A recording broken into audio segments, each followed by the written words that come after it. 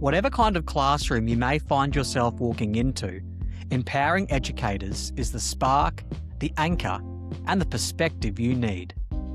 It is your quick hit of clarity and perspective, crafted for teachers who want to teach with purpose, build stronger relationships, and create classrooms where students thrive. Think of it as your daily dose of good practice in action. Practical, grounded, and designed to create spaces where students feel seen, safe, and ready to learn, while also allowing teachers to find their own authentic flow. All right, let's dive into today's episode. Welcome to Empowering Educators. This is Ben Russell from Empowerment Ed. Today, we're unpacking a behaviour strategy that every teacher needs in their toolkit for when the emotional trigger goes off in our head that all simply started from an eye roll. It's a strategy that prevents escalation, reduces defiance, and keeps your redirections calm and purposeful. It comes from the work of Dr. Bill Rogers, arguably one of the most influential voices in classroom behaviour management in Australia. And it's simply called the primary behaviour focus.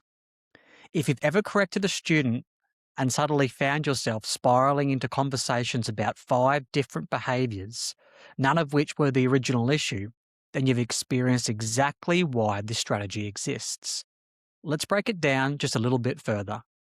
To understand what it is exactly, Bill Rogers states that when we redirect a student, we must focus solely on the primary behaviour. That is, the first behaviour we noticed, the one that actually needs correcting. The problem is, though, that teachers often get pulled into secondary behaviours, and then we get caught in the jungle. Secondary behaviours could include the eye roll after redirection, a big loud sigh after we've told them what to do, muttering under their breath, saying, "But it wasn't me talking," or "Why are you picking on me?" or saying, "But everyone else is doing it in the room." These behaviours are emotional static. They're not the real issue.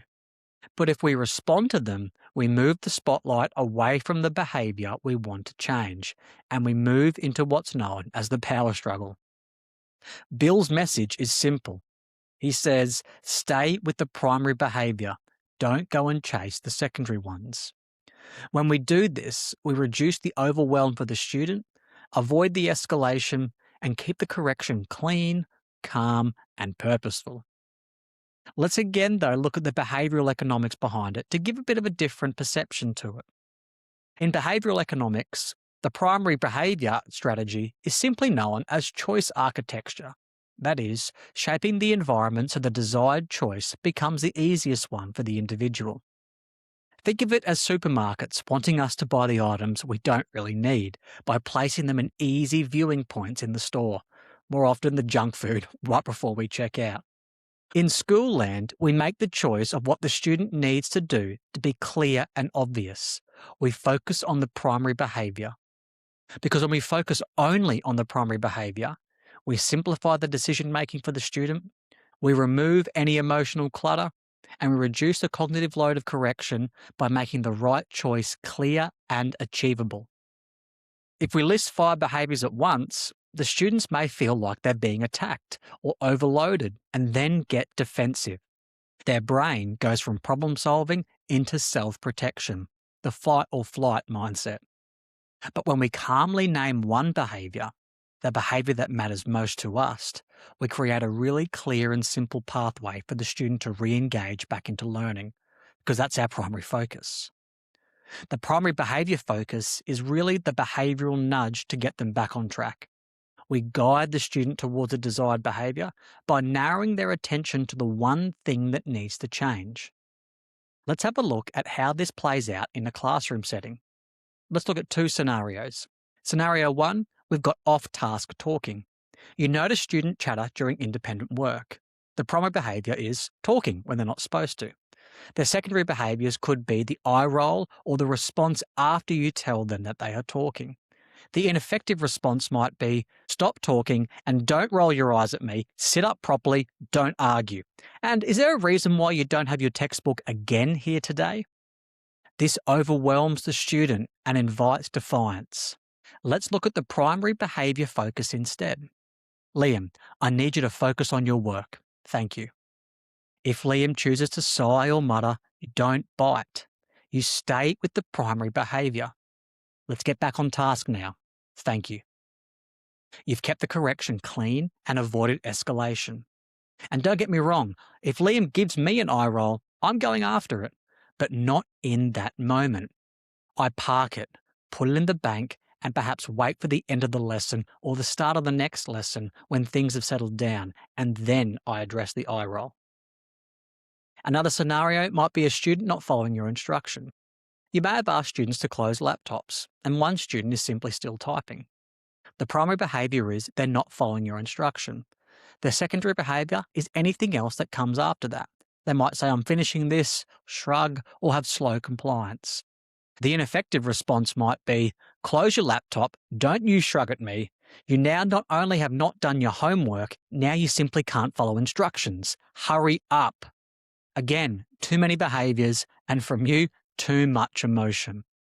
The primary behaviour focus would be, Jess, laptop's closed now. Pause and wait for compliance. Thank you. If Jess sighs or closes it really, really slowly or makes a big deal about it, you don't go and chase the secondary behaviour. You reinforce the primary behaviour. Good. Thank you. Again, it is up to you as the teacher as to which secondary behaviours you feel are worth the follow-up. The key is not in that moment. We do not want to create the power struggle. We keep the moment small and the relationship and the relational environment of the class stays intact. Easier said than done though, I hear you, because we can often get pulled into secondary behaviours and react to them. More often than not, we do so because we've felt really disrespected, we may have taken their behaviour personally, or that what they've done is really push the buttons within us. We need to be reminded though, as Bill says, that the secondary behaviour is the emotional noise. They're not the problem. Again, easier said than done. But if we show up with that mindset within ourselves, it does get easier. And through practice, we do get better at that. For me, I admit it took me a long time to get it right, but practice, practice, practice. Because when we respond to those secondary behaviours, we escalate the moment, widen the conflict, overwhelm the student, and then lose the clarity of what the correction you are looking for. By focusing on the primary behaviour, it protects both the student and the teacher from that spiral battle that may occur. We then go, okay, how can we implement this strategy tomorrow if we wanted to?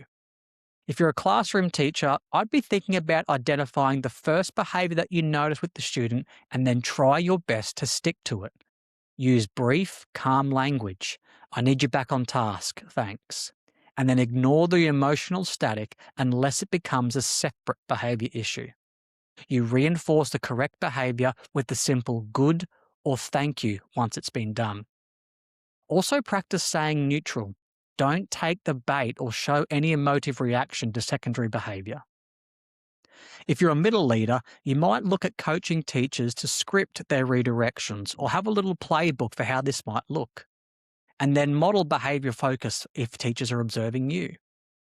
If you are observing a teacher, have a really effective debrief plan after those tricky moments by asking the teacher what was the primary behaviour and then think about how the teacher may have slipped into secondary behaviours. For senior leaders, you may look to embed a primary behaviour focus into your whole school language when addressing classroom management. But you also need to ensure that the behaviour policies emphasise the clarity over confrontation. You may look to also provide training that supports teachers emotionally, not just from a procedural context. And then finally, and most importantly, celebrate those classrooms where their calm, relational correction is the norm. In closing, the primary behaviour focus is one of those strategies that seems simple, arguably almost too simple, until you realise how often you yourself drift away from it in classroom contexts. When we stay in the primary behaviour, we look to reduce escalation, we protect relationships, and we make the correction feel achievable for our students. It's that strategy that keeps us calm in clarity and respect. Arguably the hallmarks of any great teaching. That's all for today's episode of Empowering Educators. If you're keen to dive deeper into more of what we do for both teachers and students at Empowerment Ed, or explore our face-to-face professional learning opportunities, head to www.empowerment-ed.com.au to see what we're building for educators like you. Thanks for tuning in. Until next time, take care.